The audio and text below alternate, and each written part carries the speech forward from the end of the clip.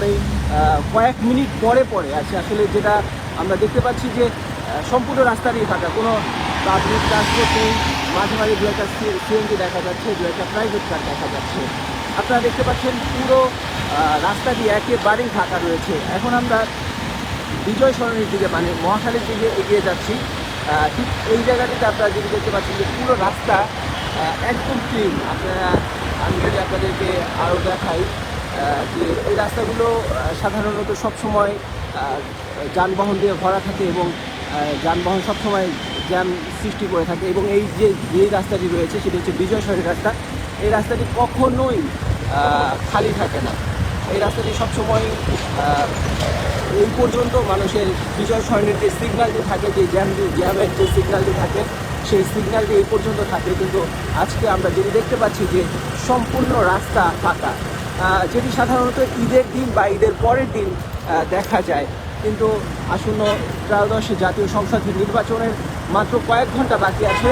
সে উপলক্ষেই পুরো ঢাকাবাসী এখন তাদের নিজ নিজ এলাকায় ভোট দিতে, নিজের যে ভোটাধিকার প্রয়োগ করতে সেখানে গিয়েছে, যার ফলে পুরো ঢাকা এখন বর্তমানে ফাঁকা হয়ে গিয়েছে।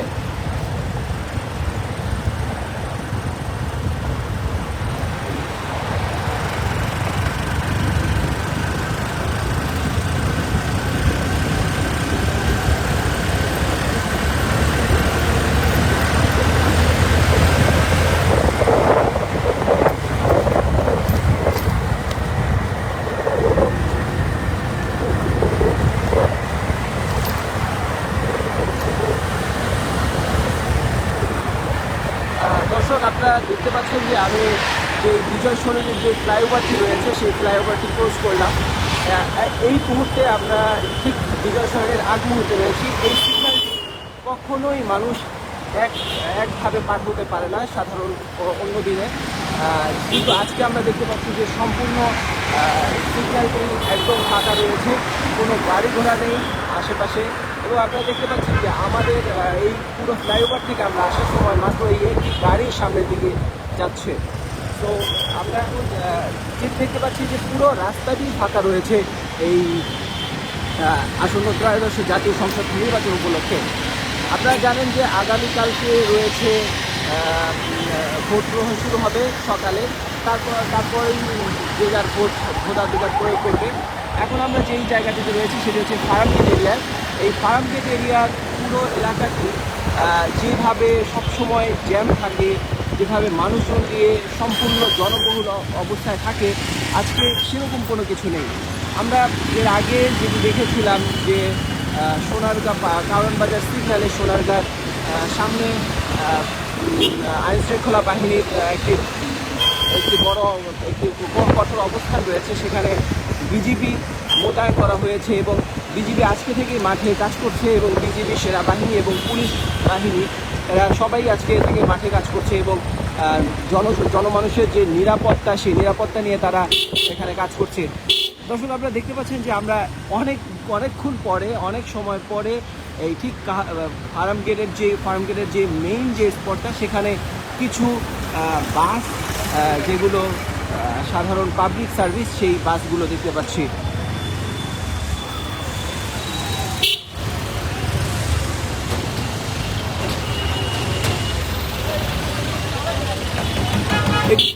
এই দৃশ্যটি আজকে এখন যদি আমরা দেখতে পাচ্ছি এটি খুবই মানে অবাক হওয়ার মতো, কারণ পুরো রাস্তাটি ফাঁকা ছিল।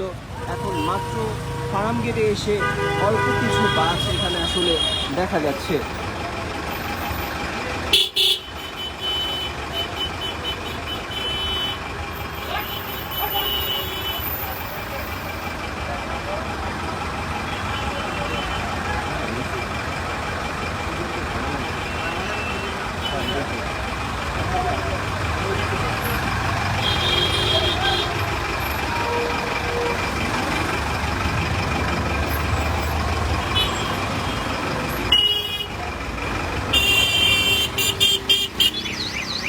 এই জায়গাটিতে আসলে রয়েছে কিন্তু আপনারা দেখতে পাচ্ছেন যে বিজিবির একটি গাড়ি এখানে যাচ্ছে, বিজিবি এবং সবাই এখানে আসলে মূলত যেই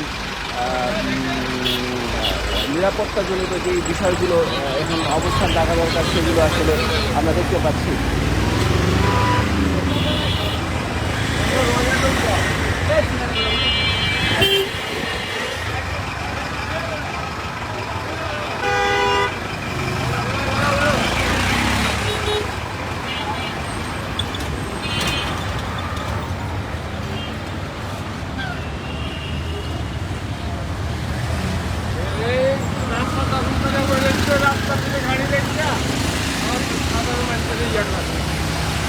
দর্শক, এটা আসলে মূলত জ্যাম নয়, এখানে আসলে এই বাসগুলোকে এই ঠিক শিল্প এরিয়ায় যাবে এই জন্য এই বাসগুলোকে এখানে আসলে রাখা হবে, এই জন্য আসলে এই জায়গাটিতে আসলে কিছু বাস দেখা গেছে। মূলত আসলে এটা জ্যাম নয়, যে আসলে এই জায়গাটিতে যে সিগন্যাল করেছে এরকম বিষয়টি নয়।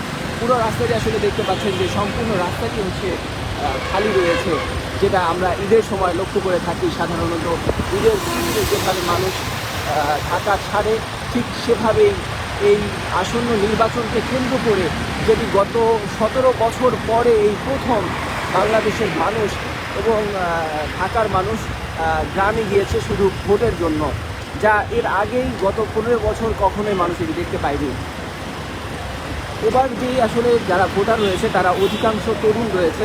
এই তরুণ ভোটারদের মধ্যে এবারের নির্বাচন একটি অন্যতম গুরুত্বপূর্ণ বিষয় রয়েছে, যাদের রায়ের উপর নির্ভর করছে যে আগামী নির্বাচনে কারা ক্ষমতায় বসতে যাচ্ছে, কারা দেশের দায়িত্বভার নিতে যাচ্ছে, সেটি মূলত তাদের হাতে রয়েছে।